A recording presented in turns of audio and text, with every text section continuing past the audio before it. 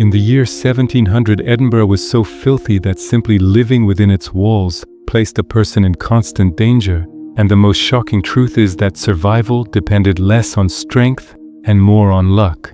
The city was densely packed, vertically built, and overflowing with human waste that had nowhere to go except the streets below. Every day, residents emptied chamber pots from upper windows, sending waste crashing onto cobblestones where people walked, worked, and gathered. The air carried a permanent stench, and clean water was scarce, often contaminated by the very filth that defined daily life. What makes Edinburgh truly disturbing is not that it was dirty, but that this level of contamination was normal, accepted, and unavoidable. For most people, disease was not an occasional threat, but an expected part of life, and death was never far from the door. Daily life in Edinburgh revolved around navigating this constant contamination while trying to maintain routine. Narrow streets trapped waste, rain-mixed filth into thick sludge, and overcrowded housing allowed sickness to spread rapidly between families. Entire households shared single rooms, sleeping close together in air that never truly cleared. Water was drawn from limited sources that were easily polluted, making even basic survival tasks dangerous. Illness moved quickly through neighborhoods, and outbreaks were common enough to inspire fear but not surprise. People adapted through habit, stepping carefully, avoiding certain areas, and accepting discomfort as the cost of living in the city. Edinburgh functioned not because it was safe, but because its people learned how to endure conditions that pushed the limits of human tolerance. What history often overlooks is how this environment shaped behavior, belief, and resilience. People relied heavily on community, warning one another of sickness and danger. Because official protection was limited, faith offered comfort where understanding failed, and routines replaced hope for improvement. Living in the filthiest city of its time meant accepting that survival required constant awareness and restraint. Edinburgh in 1700 was not merely unpleasant, it was actively hostile to human life. And those who survived did so by adapting to conditions that would overwhelm most modern cities. The city endured not through cleanliness or planning, but through the stubborn persistence of ordinary people who learned how to live in a place where survival was never guaranteed. As night fell over Edinburgh, the dangers of the city did not retreat, but instead intensified, because darkness hid hazards that daylight at least made visible. Streets remained unlit in many areas, turning pools of waste, broken ground, and refuse into invisible threats. People moved cautiously, guided by memory rather than sight, knowing that a single misstep could mean injury or sickness. Inside cramped buildings, ventilation was poor, and smoke from fires mixed with the already foul air, making breathing difficult even while resting. Sleep offered little relief, as noise, stench, and fear lingered through the night, reminding residents that safety was temporary at best. Children grew up accustomed to this environment, learning early how to navigate danger because ignorance carried consequences. Over time, the constant exposure to filth reshaped how people understood normal life. Cleanliness became relative, judged not by absence of dirt but by avoidance of the worst conditions. Clothing was worn until it could no longer hold together, and personal hygiene depended on what water and space allowed rather than what health required. Disease was woven into everyday conversation, and loss was mourned quickly because survival demanded continuation. Edinburgh in 1700 reveals a city where human endurance replaced infrastructure, and adaptation stood in for protection.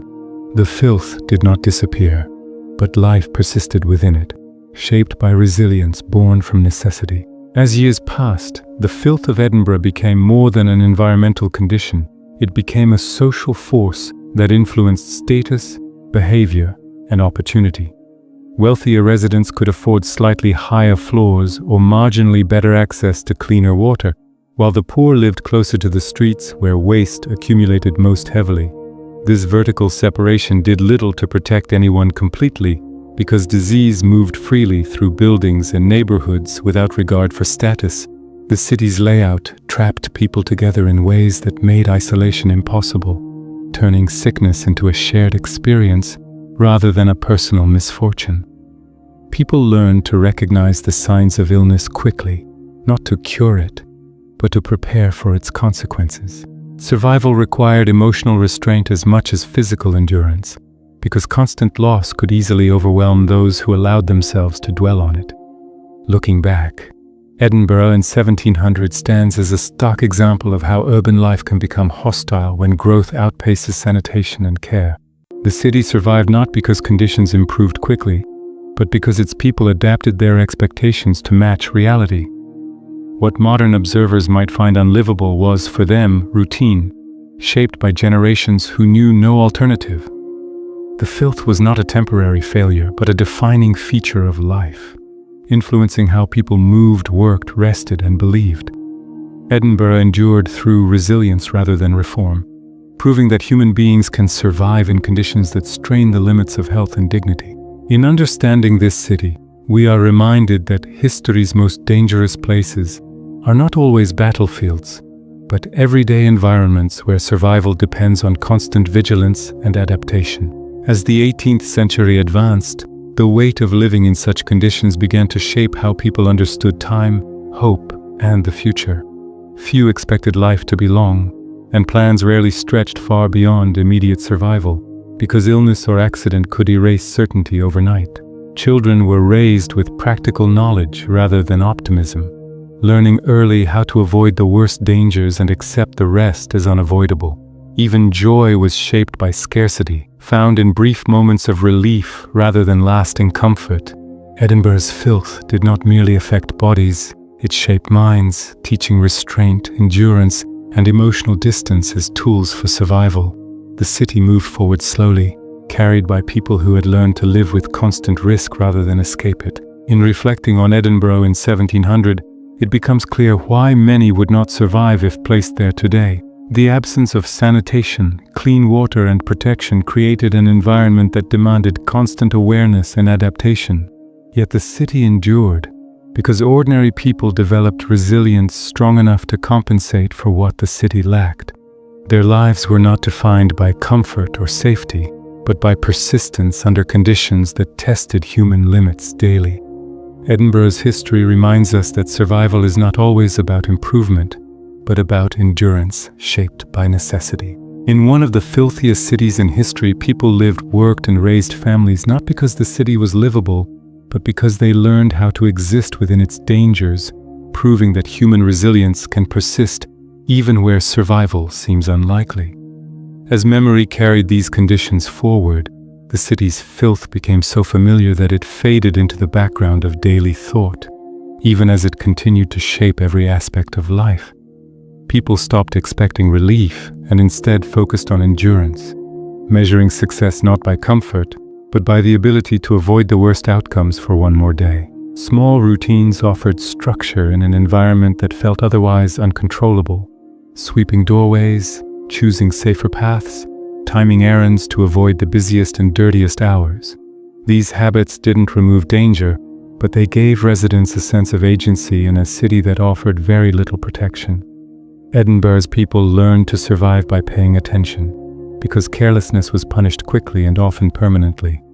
Looking back, the reality of Edinburgh in 1700 explains why survival there demanded more than physical strength. It required emotional resilience, adaptability, and acceptance of limits that modern life rarely demands. The city did not improve overnight, and for many, it never improved at all. Yet life continued through generations shaped by these harsh conditions. What appears unbearable today was once routine, endured quietly by ordinary families whose stories rarely entered history books. Edinburgh's filth did not erase humanity, but it tested it relentlessly, forcing people to redefine normal life around survival rather than comfort. In understanding this city, we are reminded that some of history's most dangerous environments were not defined by violence, but by everyday conditions that demanded constant endurance simply to remain alive. As the century moved on, the weight of these conditions slowly carved deep marks into the collective memory of Edinburgh's people, shaping how they understood survival itself.